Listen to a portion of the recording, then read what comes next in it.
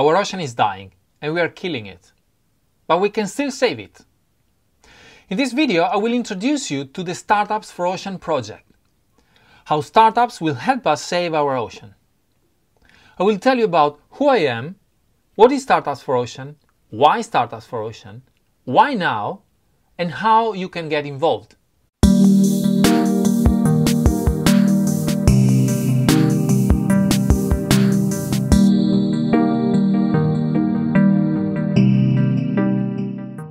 Our ocean is dying and we are killing it. It sounds like an exaggeration to attract attention, but it's not. We have been depleting the ocean for years and many species have disappeared or are on the verge of disappearing soon. Think of the big whales. Moby Dick was an epic novel, talking about epic challenges, yet in reality, we have been killing too many whales for too long. We have been destroying the ocean floor for long with industrial trawler fishing, transforming healthy underwater ecosystems into inhospitable deserts. We have dramatically increased the level of greenhouse gases in the atmosphere with a corresponding increase in ocean acidity, thus destroying the delicate equilibrium of important ecosystems like the coral reefs, which cover just a little percentage of the ocean floor, yet are home to 25% of the entire ocean fauna. Greenhouse gases and global warming have also a huge effect on polar ice caps, having melted most of the Arctic and consistently reducing the glaciers in Antarctica, with enormous potential increase of the ocean water level threatening the lives of millions of people in coastal areas. We are treating the ocean like a giant garbage bin, le bidon bleu, as they used to say on oil rigs, throwing millions of tons of plastic, which is now taking the toll by killing marine animals and entering the food chain as microplastics, which end up in our plates and bellies. And not only plastics, but oil spills that destroy coastal ecosystems and take years to be absorbed. Our ocean is dying and we are killing it. What can we do to stop the disaster and reverse the trend? What sort of innovation is needed? Is it just about new technologies or is it also about new business models? Sure, we need to find technological solutions to address the most pressing issues, but we need to also explore new business models. See what Barren Smith did with GreenWave. He changed his profession from fishing to harvesting the ocean, from hunter to farmer, and he created GreenWave, a new wave of harvesting from the ocean using 3D ocean farming. Barren single-handedly decided to change the business model so that all the business ecosystem could benefit from the new activity, not just a few business players in a predominant position. In his case, a strong vision combined with an entrepreneurial mindset brought about a massive change and showed a possible solution to pressing issues. Entrepreneurship is the key to change and innovation, both technological and business model innovation. Combining ocean issues and entrepreneurial solutions is the aim of Startups for Ocean. Let me tell you more about Startups for Ocean, starting from who I am. I have been working with startups since 2010, and in 2017 I created Startup Wharf, the first and only global hub of startup-driven maritime innovation. Startups are the lifeblood of innovation, and now I want to replicate the success of Startup Wharf for ocean sustainability. That's how the idea of Startups for Ocean was born. Yes, I want to replicate Startup Wharf's model, yet I want to make it much better. Startups for Ocean is the global virtual hub of startup-driven ocean sustainability.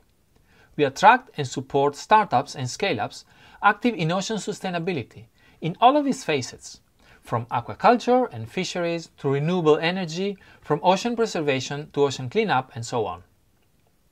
Startups for Ocean gives visibility to all startups in ocean sustainability, from any place in the world, to the relevant stakeholders interested in sustainable innovation and business transformation, including innovation hubs, true CSR companies, associations, investors, and ocean sustainability enthusiasts. Startups for Ocean creates opportunities to connect and develop new businesses with a clear ocean sustainability agenda. Why do I want to replicate Startup Wharf for ocean sustainability? Is it just a business proposition for me? Not really. I'm a naval architect and come from 4 generations of seafarers. I learned to swim almost before learning to walk, and later I learned free diving, and I really loved it. I learned to sail as a child, and I remained a passionate sailor. You can find me sailing on the Thames with my streaker dinghy. I'm the membership secretary of the Contessa 32 Class Association, and I often sail in the Solent on some friends' Contessa. In the past, I did some ocean sailing, and I plan to sail to Iceland and back as a challenge supporting ocean sustainability charities. But this is another story. I love the ocean, and I feel sad for what we are doing to it and its creatures. I'm aware of the impact our growing world population and economic development have on the ocean's health, and in turn on our chances of surviving the impending catastrophe. But it's not just a matter of protecting the ocean as much as of developing our economy and its sustainable growth using innovative technologies and business models. And startups are the best response to these challenges. They say the best time to plant a tree was 20 years ago, and the second best is now. We could rephrase it for the ocean. As if 20 years ago we were not yet aware of what we were doing to our ocean?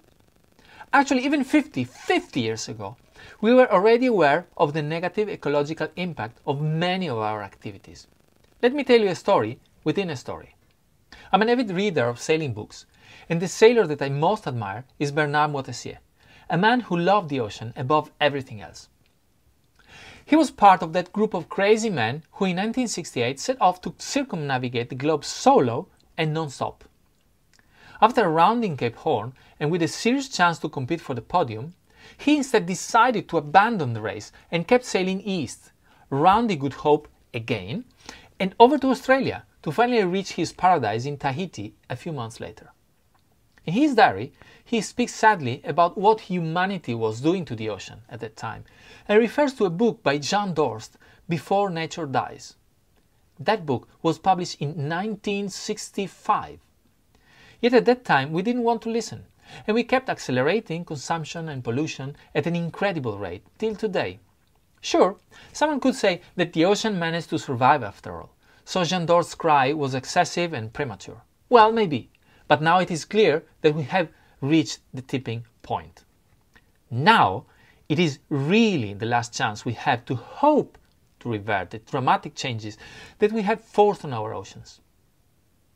By fortunate coincidence, 2 positive things have developed while we were intent on destroying the ocean. It's 1. Powerful new technologies, and 2. The lean startup process.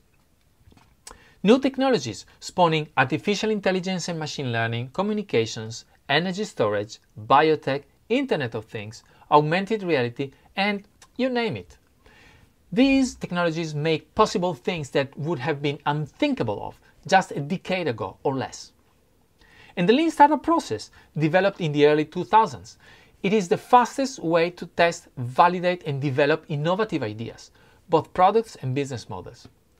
So there's really no better time to accelerate the impact of startups on ocean sustainability than now. First of all, if you're a startup, you can register for free with the link above and in the description below. But it's not only for startups and scale-ups. As I said, I want to replicate Startup Wharf's model, yet I want to make it much, much better. Startup Wharf was a solo business. For me, it has been a test and validation of what can be done to support startups globally and ethically. But its growth suffered from being a solo enterprise. Startups for Ocean is going to be a collaborative effort of people and organizations like you who have ocean sustainability close to their heart. In the few weeks since I launched the idea publicly, many of my connections in ocean and maritime have expressed interest in getting involved in the development of Startups for Ocean. And you are invited as well to collaborate in any way you can. Here's how I want to develop Startups for Ocean and what support is needed. 1. Advisors. I want to create an informal group of advisors to help me shape the organization, define its structure and legal status, as well as specify clearly its objectives. Is it a not-for-profit or a B Corp or an association or what else? How does it give startups exposure? by periodic publications in a directory like Startup Wharf does, or by organizing events or educational programs, or what else? If you are an independent organization or prominent voice in ocean sustainability, just let me know that you want to contribute as an advisor, and because I want really to talk to you. 2. Co-founders. Startups for Ocean is not going to be a solo enterprise. I need the best and the brightest to join as co-founders. If you are passionate about the ocean, with an entrepreneurial spirit and a specific ability in organization, business development, or line product management, marketing, finance, you name it, let me know. I want to form a stellar team to launch and run Startups for Ocean. 3. Partners. I want to create a network of partner organizations working for a sustainable ocean and supporting ocean startups. Typically, startups incubators and accelerators, which are inherently global or geographically focused and might greatly benefit from being part of a global network connecting organizations and startups. Both to give visibility to their own startups and to identify interesting startups outside of their specific geographic scope. And of course, organizations working for a sustainable ocean, like the many charities and fundraisers for projects supporting local communities. If your organization is involved with ocean sustainability and/or ocean startups, just let me know and join in. 4. Founders. Startup Wharf has been an experiment from a solopreneur who decided to bootstrap it. Now that the concept has been validated, it's time to think bigger. That's why Startups for Ocean will need funding. Depending on its legal status, we might need slightly different types of funders. VC funds, investors, philanthropists, donors. But if we know now who are the most interested, we will be able to shape the organization around them. And of course, please let me know if you are interested also in investing in ocean startups. Now, any category you fall in, and even if you don't fall neatly in any of the ones I mentioned, I invite you to register your interest and tell me if and how you want to contribute. Share this video with your network and let them know that startups are going to be a big part of the solution. If you're a startup, scale-up, or innovator in ocean sustainability, register to Startups for Ocean with the link above or in the description below. If you're an institution, a company, an investor, or any other person or organization interested in ocean sustainability, register with this link instead or in the description below. You can take the lead and decide to support us as an advisor, co-founder, community member, donor, or investor. You're also welcome if you want to take a more passive stance and contribute at a later stage. But in any case, I really look forward to counting you in. Thank you.